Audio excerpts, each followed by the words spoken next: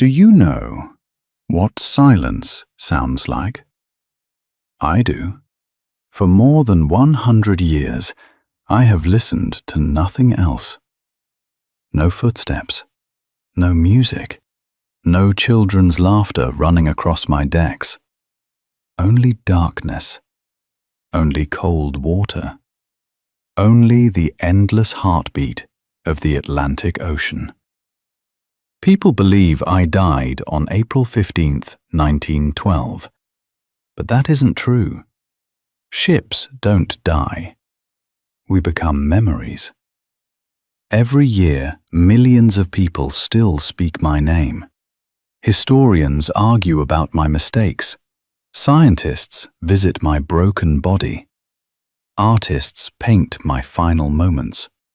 Filmmakers tell my story again and again and again. Some call me a tragedy. Some call me a miracle. Some call me the greatest ship ever built. But before I became any of those things, I simply wanted to cross the ocean. My name is Titanic, and this is my story. I wasn't born beneath the stars. I wasn't born on the sea. I was born from noise, the loudest noise you could imagine. Steel crashing against steel, thousands of hammers striking together, steam rising into the cold morning air, men shouting instructions across the shipyard. That was my first heartbeat. Belfast, Northern Ireland. Year after year, thousands of workers came before sunrise. Some were fathers, some were sons, some were barely older than boys. Their hands were rough, their clothes smelled of smoke and iron. Every day they climbed higher, carrying giant steel plates that seemed impossible for humans to lift. Every evening, they went home exhausted.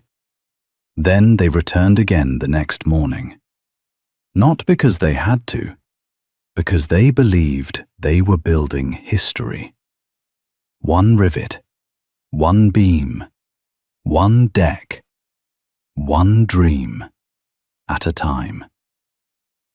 Have you ever watched someone create something they truly love? If you have, then you know the look in their eyes.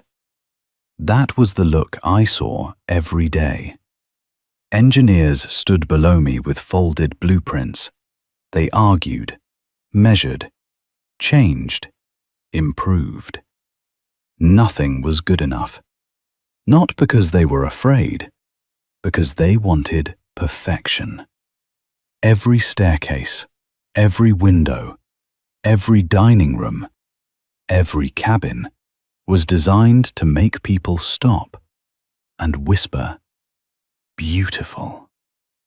And when I finally stood complete, they did. I was enormous, longer than almost 4 city blocks, taller than many buildings of my time.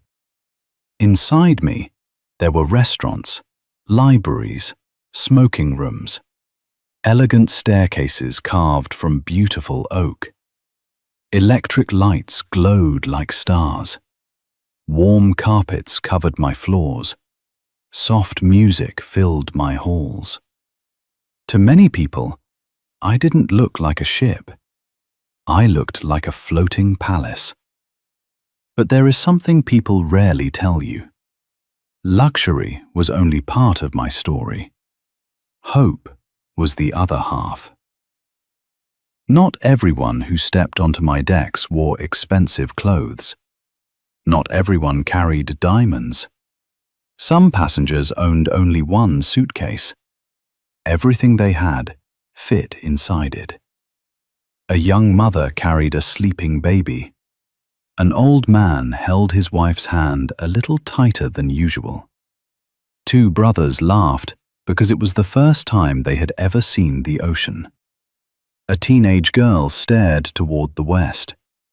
Someone asked her, "What are you looking at?" She smiled. "My future." That sentence stayed with me. My future. For the rich, I was comfort.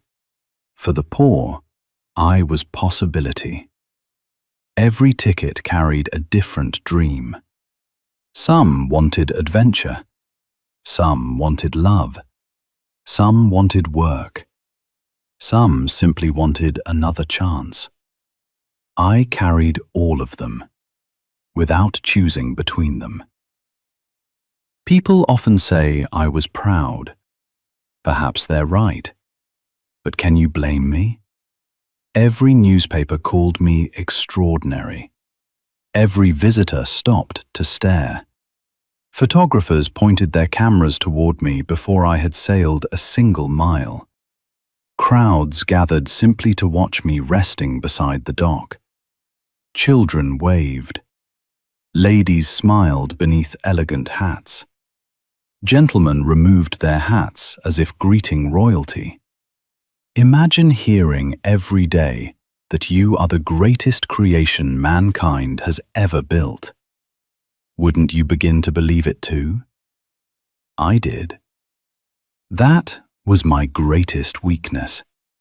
Not my steel, not my engines, not my size. My belief that nothing could stop me. Then came the word. One word. A word I never asked for. A word that became part of my identity.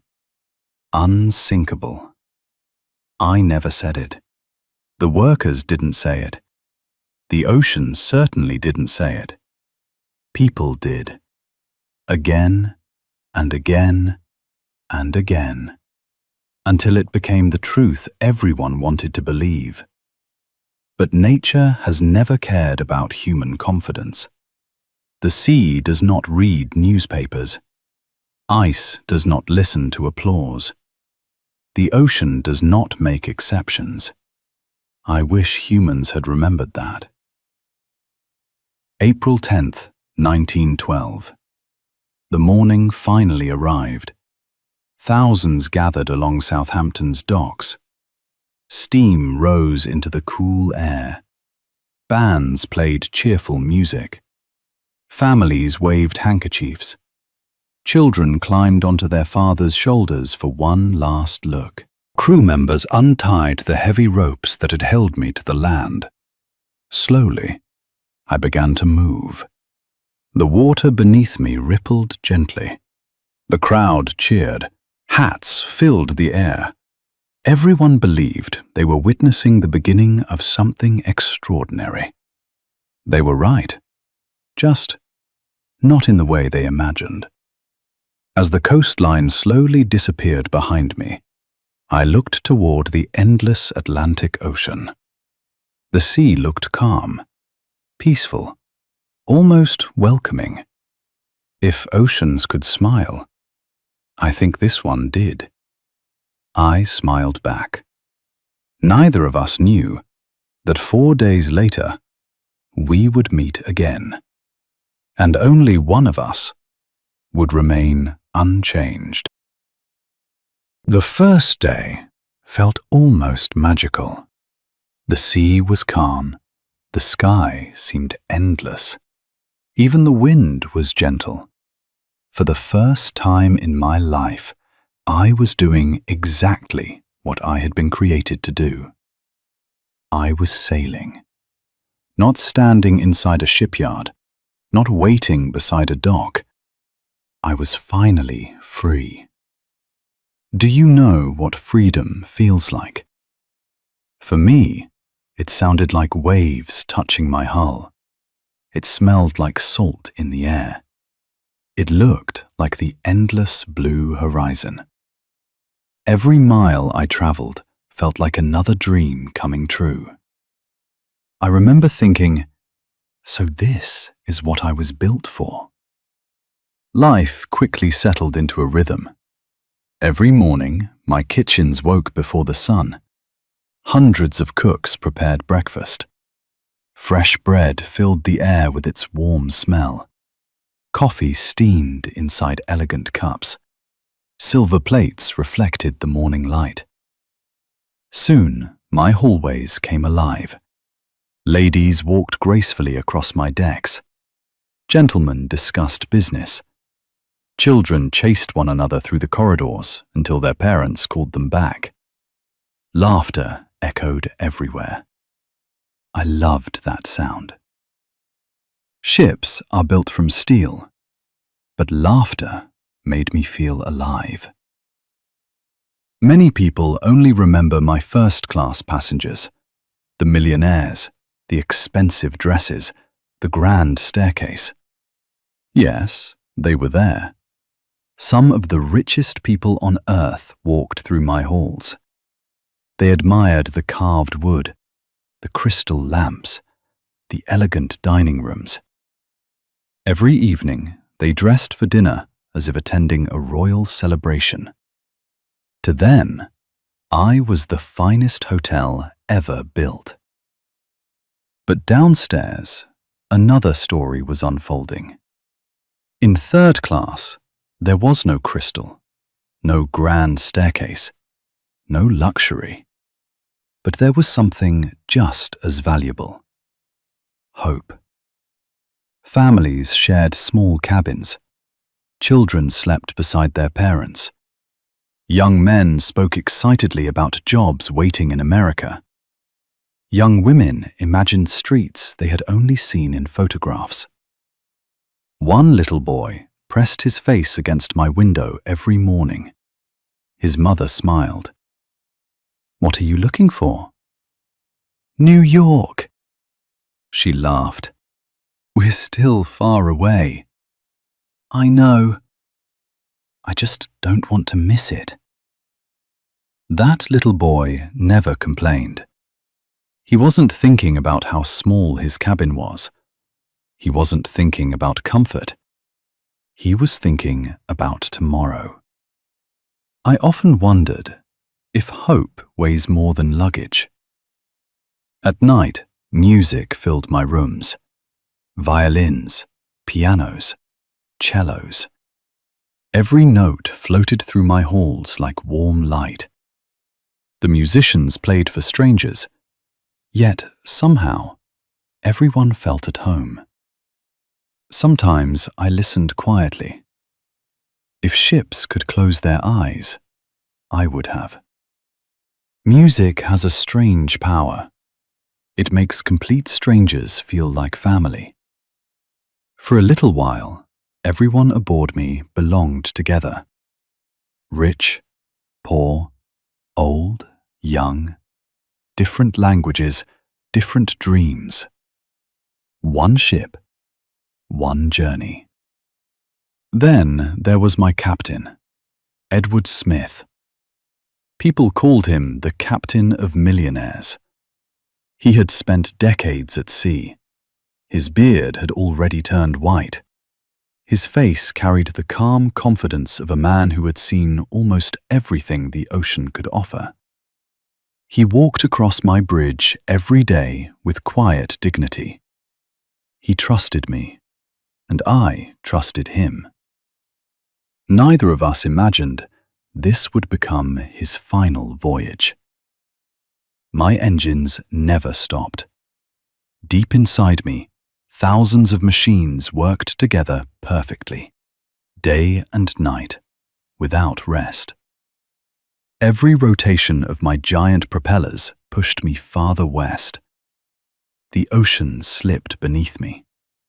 The stars drifted above me. Everything worked exactly as it should. That is the dangerous thing about ordinary days. They convince you tomorrow will be ordinary too. Every evening, people gathered on my decks to watch the sunset. Orange became pink. Pink became purple. Then darkness quietly covered the sea. Some couples stood together in silence. Some passengers wrote letters home. Others simply watched the waves. One elderly gentleman leaned against my railing. His wife asked softly, "What are you thinking?" He smiled. "I've never seen the world this peaceful." The ocean heard him. On the fourth day, something changed.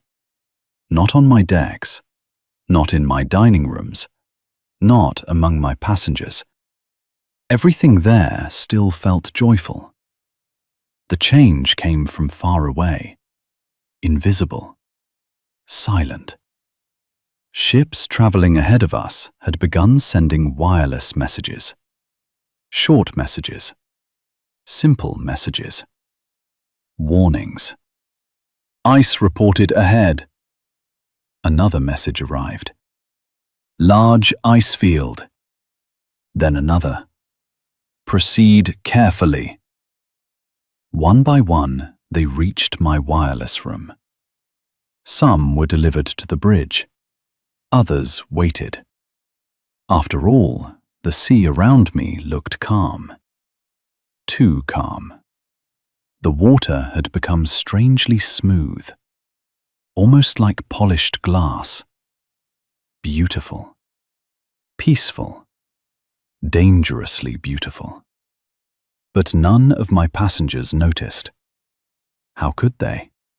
Children were still laughing. Dinner was still being served. The stars above us had never looked brighter.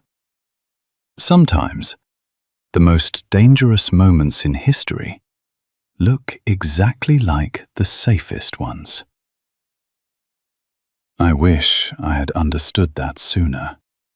Because while everyone aboard me was dreaming about tomorrow, tomorrow was already waiting for us. Hidden, cold, silent, in the darkness ahead. And for the first time since leaving Southampton, I felt something I had never felt before. Not fear, not yet. Just a question. What was hiding beyond the horizon? The answer was already floating toward me. The night was beautiful. Too beautiful. The wind had disappeared. The Atlantic Ocean looked like polished black glass. The stars above me were brighter than I had ever seen. They reflected on the water so clearly it was difficult to tell where the sky ended and the sea began. My passengers loved it. Some stood quietly along my railings. Others wrapped themselves in warm coats. A young couple looked toward the endless darkness. "Look at the stars," the woman whispered. "They're beautiful." Her husband smiled. "They'll guide us home." I wanted to believe him. Deep inside me, my engines continued their steady rhythm. Boom, boom, boom. Every vibration reminded me that I was alive, strong, powerful, confident. 4 days had passed without a serious problem. Every system worked perfectly. Every meal had been served. Every room was warm. Every promise I had made, I had kept. Perhaps that is why nobody truly believed danger could still exist. Success has a strange way of making us comfortable. Sometimes, too comfortable. Far ahead, the ocean was changing. Not loudly, not violently, quietly. Invisible rivers of cold water carried enormous mountains of ice southward. Some had been floating for hundreds of years. Patient, silent, older than every person aboard me, older than every nation they came from.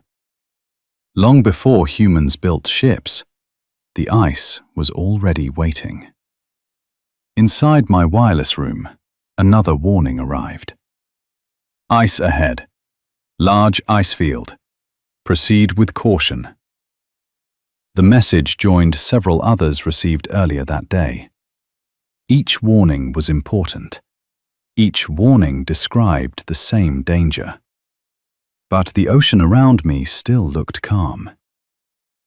Sometimes, the greatest danger wears the face of peace. High above my decks, 2 lookouts stood inside the crow's nest.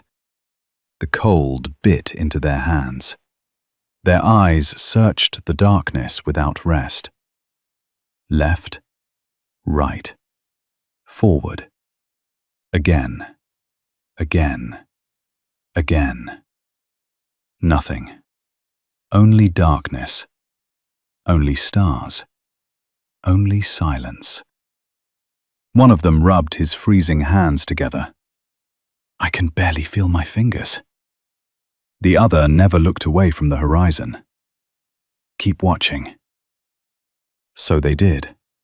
Minute after minute. The sea gave them nothing.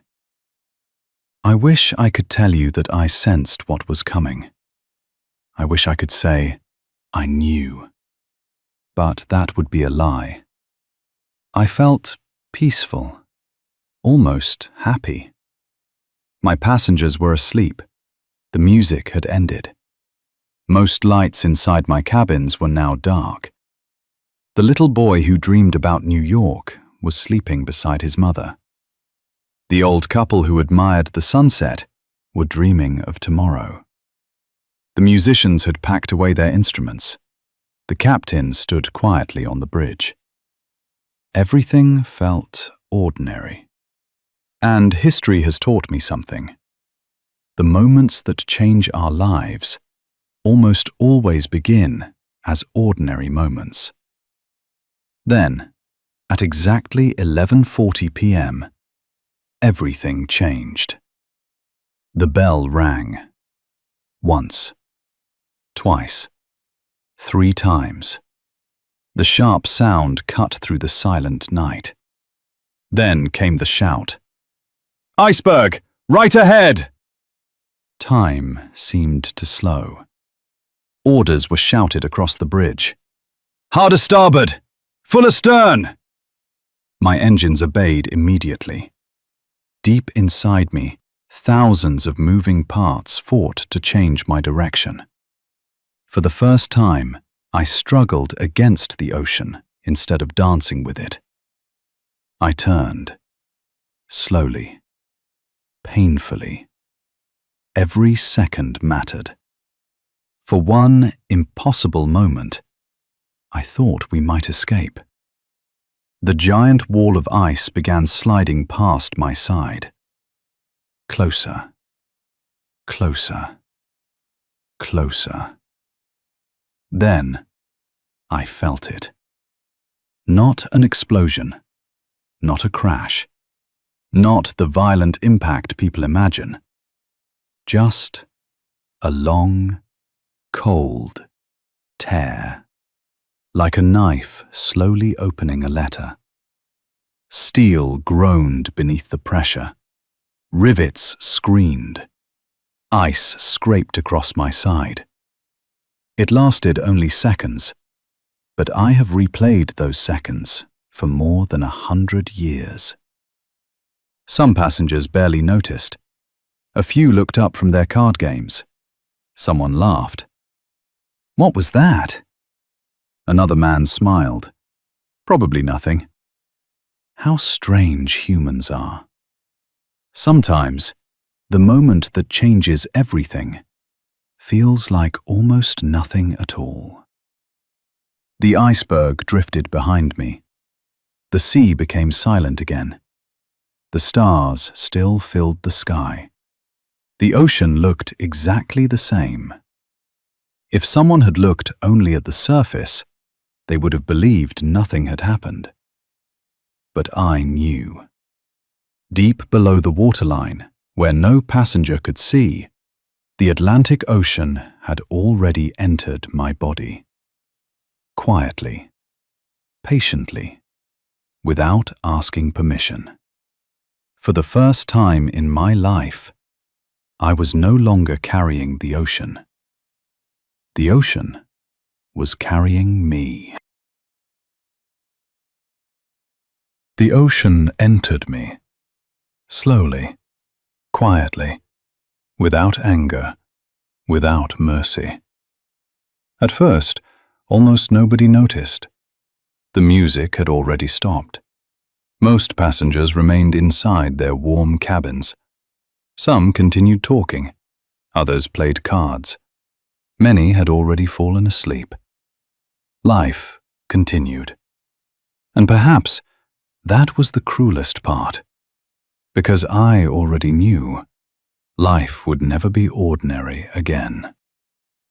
Deep beneath my feet, cold water rushed through the wounds in my steel. Compartment after compartment, it moved forward, silent, patient, unstoppable.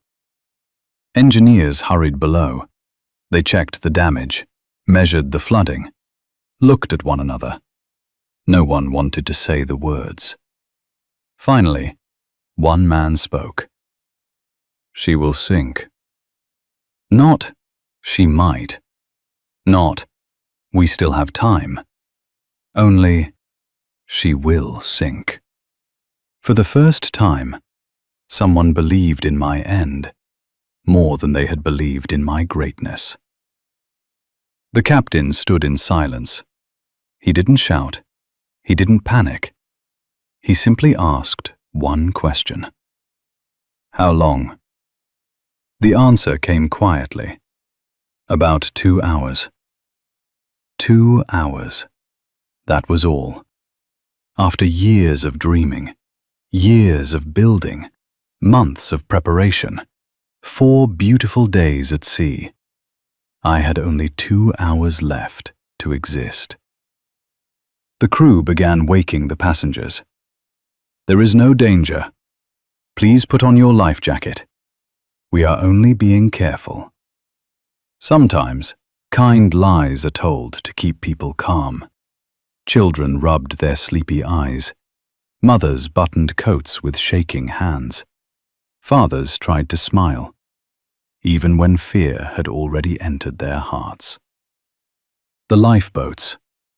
I still think about them. They were not enough.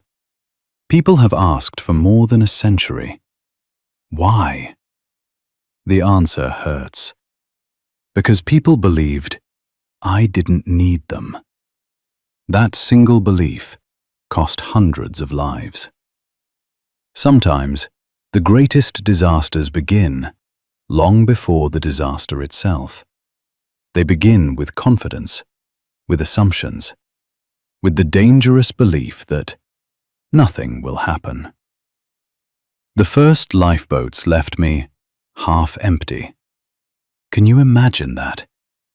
There was room, plenty of room, but many passengers refused to leave.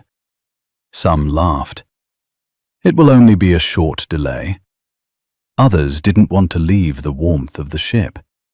Who would willingly climb into a small wooden boat and leave the largest ship on Earth? They trusted me. Even as I was dying, they trusted me. I wish I had deserved that trust. Then, the angle of my deck began to change, almost too slowly to notice. A rolling glass started moving across a table. A chair slid a few inches. People stopped talking. For the first time, they felt it. Fear. Real fear. Not because someone told them, because the floor beneath their feet had spoken. The musicians returned. No one ordered them to play. No one forced them to stay.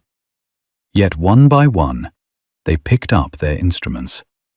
A violin, a cello, a double bass. Soft music floated into the freezing night. Not to save lives, not to stop panic. Simply to give frightened people one final moment of peace.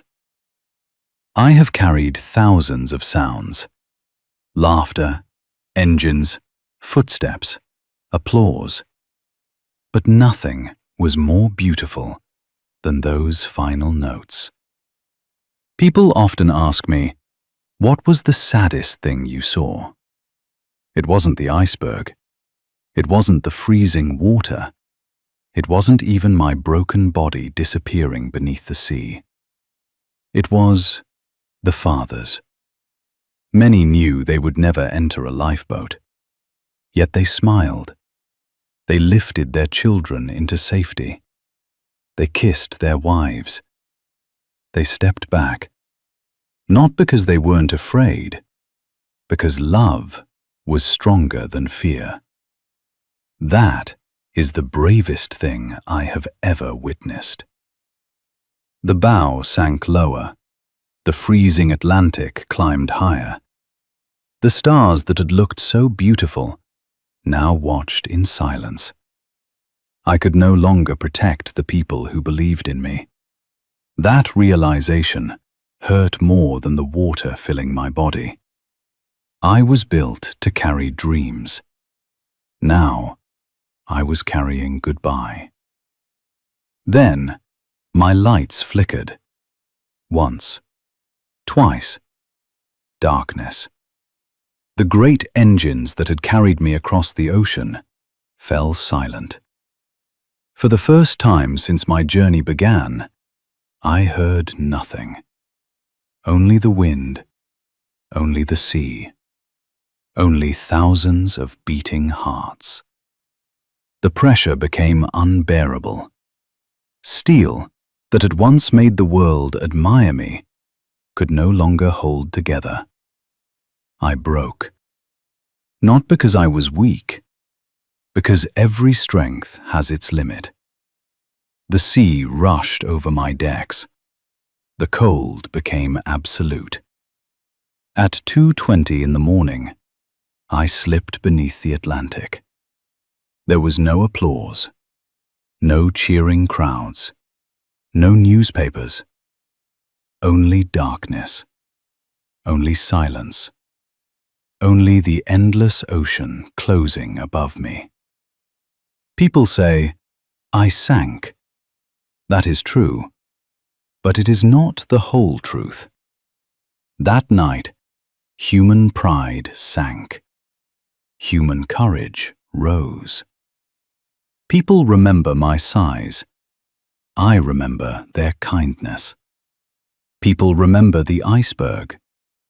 I remember the violin. People remember the wreck. I remember the little boy who wanted to see New York. I never learned if he did. Perhaps that is why I still dream about him.